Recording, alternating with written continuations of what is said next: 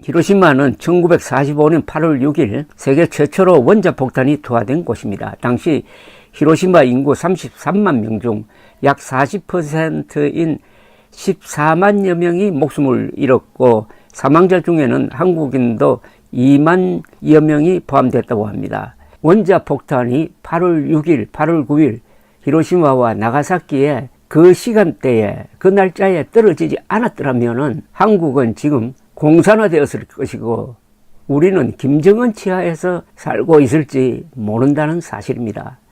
역사가 급변할 때는 순간의 선택이 장기적인 운명을 좌우한다는 것을 이 원폭 사건에서도 확인할 수가 있습니다. 우선 원자폭탄은 어떻게 만들어졌느냐? 아인슈타인과 관계가 있습니다. 아인슈타인이 특허국 말단 직원으로 일하고 있던 스위스 수도 베른에서 그가 쓴 유명한 논문이 특수상대성 이론입니다.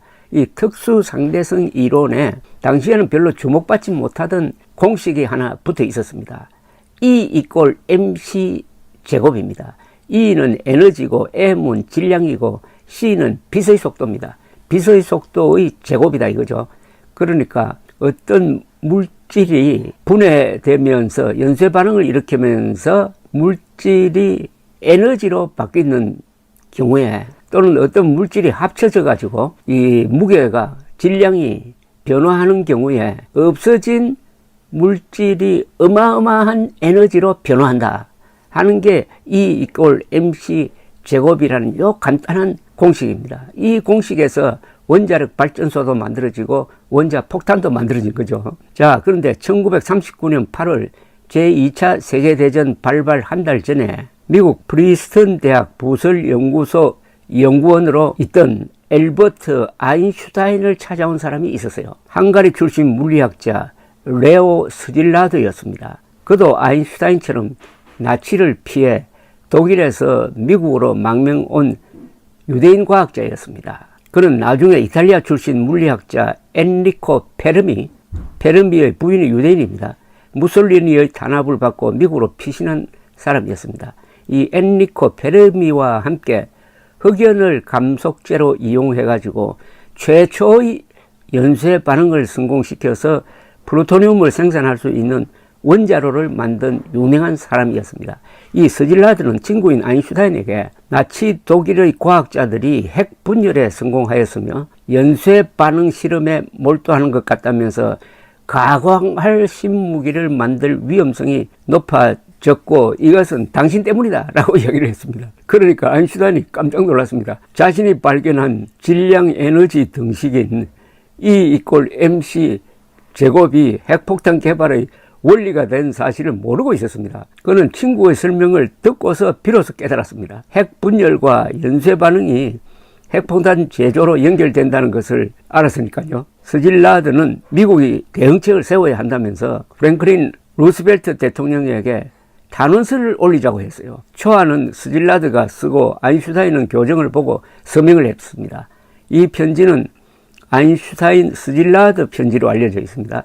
문제는 어떻게 편지를 전달하느냐는 것이었습니다. 스질라드는 최초로 대서양 횡단 비행에 성공해가지고 국민적 영웅이 된 찰스 린드버그의 도움을 받으려고 하였으나 린드버그는 독일 계통인데 그는 고립주의자이고 친나치 인물임을 알고는 포기를 했다고 합니다. 이 편지는 결국 알렉산더 sak스라는 루스벨트 대통령의 친구를 통하여 전달되었습니다. 자, 그리고 1939년 10월입니다. 그해 9월 독일의 폴란드 침공 직후 세계에서 가장 유명한 물리학자가 보낸 편지를 받은 루스벨트 대통령은 군사문제 고문인 와트슨에게 이 편지를 건네면서 행동이 필요하다고 했습니다. 과학자들로 급조된 위원회는 대통령에게 대응책을 건의해가지고 결국은 육군이 관할하는 핵폭탄 개발을 위한 맨해튼 계획이 시작됩니다. 맨해튼 프로젝트가 시작됩니다. 뉴멕시코 주의 로스 알라모스의 연구소를 중심으로 전개된 맨해튼 계획에는 한때 13만 명이 종사하였었고 20억 달러, 요사이 가치로는 230억 달러가 들어갔습니다. 90%의 돈이 원자로 등 시설을 짓는 데 쓰였고 10%가 폭탄 제조 설계 등에 쓰였습니다. 아인슈타인은 당초 핵개발 계획이 느리게 진전되자 1940년 3월에는 다시 루스벨트 대통령에게 편지를 썼습니다. 베를린에서 우라늄 프로젝트가 급진전하고 있다고 경고하면서 신속한 대응을 촉구했습니다. 대통령은 긴급 대책회의를 소집하고 아인슈타인도 참여시키도록 지시하였으나 아인슈타인은 감기에 걸렸다면서 자리를 피했다고 합니다. 자, 이제 세월이 흘렀습니다. 1945년 3월이 되자 종말이 가까워진 독일이 핵폭탄을 개발하지 못하였다는 사실이 확인되었습니다. 미국의 핵개발에 핵심적 역할을 한 스질라드는 이제 생각이 바뀝니다. 원자폭탄의 파괴력을 알고 있으므로 이 사용을 이제는 중단시키려고 합니다. 원자폭탄 개발하자고 꼬드겼던 사람이 이제는 중단시키려고 합니다.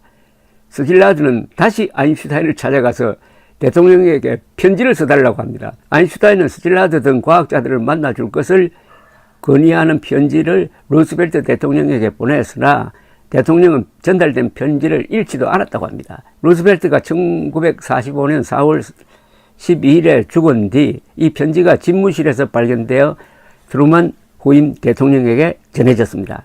트루먼은 편지를 번스 국무장관에게 주었고 번스는 스질라드를 만났지만은 그의 건의를 묵살했습니다. 스질라드는 독일이 망한 후에 핵폭탄이 일본에 투하될 것임이 이제는 확실해지자 맨해튼 계획에 참여한 70명의 과학자들로부터 서명을 받아가지고 1945년 7월 17일에 트루먼 대통령에게 단원서를 냅니다. 이제 본격적으로 평화주의자가 됐어요. 이 단원서에서 스질라드는 우리가 개발한 원자폭탄은 첫 단계에 불과하고 앞으로 이를 발전시킬 경우 거의 무한한 파괴력을 갖게 될 것이라면서 사용하기 전에 먼저 일본에 최후 통첩을 할 것을 건의했습니다. 즉 미국이 일본에 요구하는 조건을 공개적으로 천명한 뒤에 일본이 이를 거부하면 그 이후 신중하게 판단해서 원폭 사용을 검토해달라고 건의를 한 겁니다. 이 단원서는 대통령에게 전달되지 않았습니다. 원자폭탄을 쓰지 않고 재래식 무기만 가지고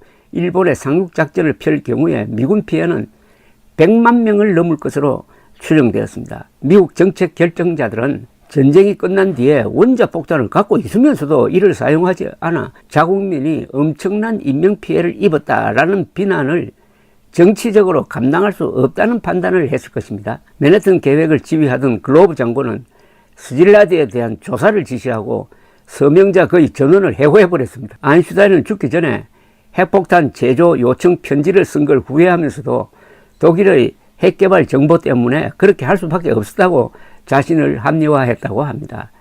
아인슈타인 자신은 맨해튼 계획에 참여하지 못했습니다.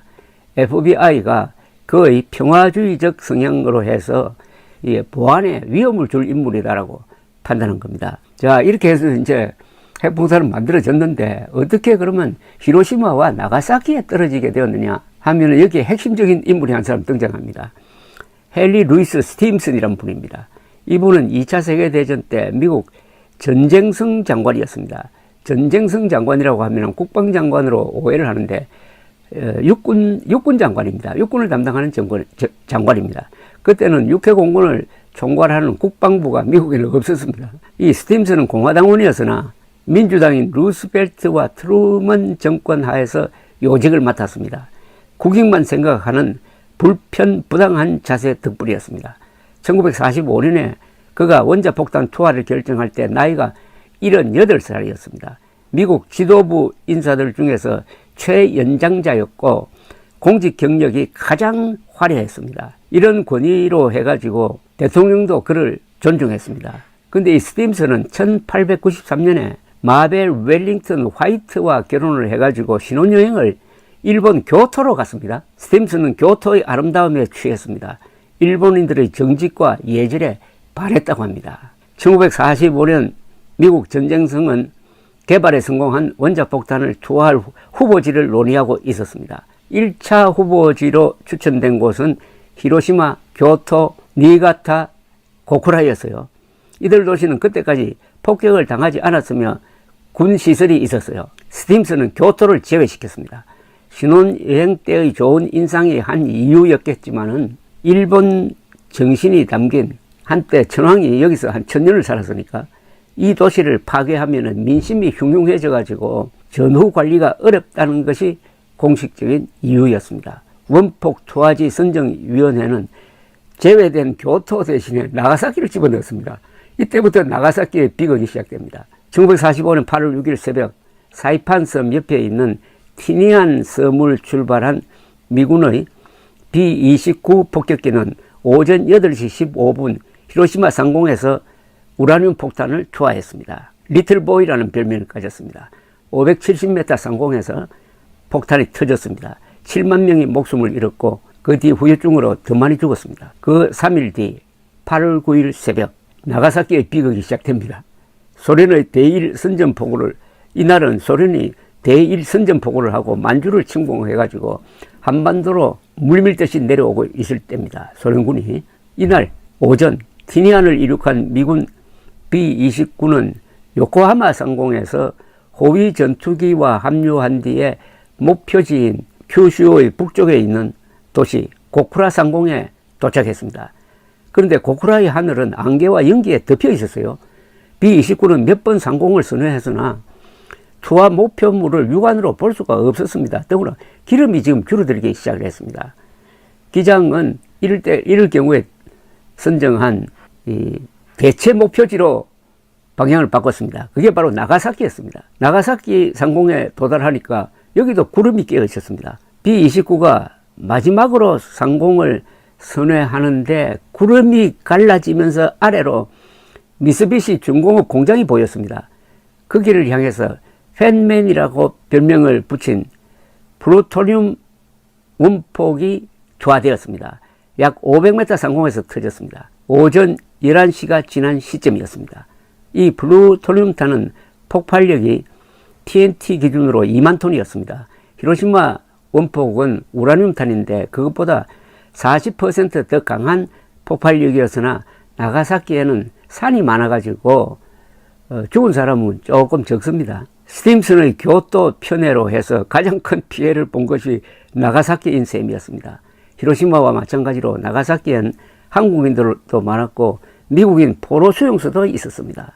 이 수용소에 있던 미군 포로 수백 명이 죽었습니다. 한 국가 지도자가 외국의 한 도시에 대해서 깊은 애착을 가졌다는 것이 수십만 명을 살리고 수십만 명을 죽인 셈입니다. 그런데 이 스티븐슨 장관은 일본이 항복한 뒤에 천황제를 유지할 수 있도록 하는데도 도움을 주었습니다. 포츠담 선언으로 연합국은 일본에 대해서 무조건 항복을 요구를 했는데 일본은 천황제를 유지하는 걸 전제로 해가지고 항복하겠다고 했습니다. 이걸 미국이 받아들였습니다. 그래서 지금도 천황제가 유지되고 있습니다. 아름다움이 가장 큰 설득력이라는 말도 있습니다. 전란, 쿠데타 등을 거치면서도 오래 살아남은 역사적 건축물들의 공통점은 아름다움이라고 합니다. 아름답게 함부로 손을 떼지 못한다는 거죠. 또 교토가 너무나 아름다워가지고 교토를 원폭 투하 후보지에서 빼주었다는 것 아닙니까? 아름다움의 설득력이죠. 그런데 한국은 좀 예외입니다.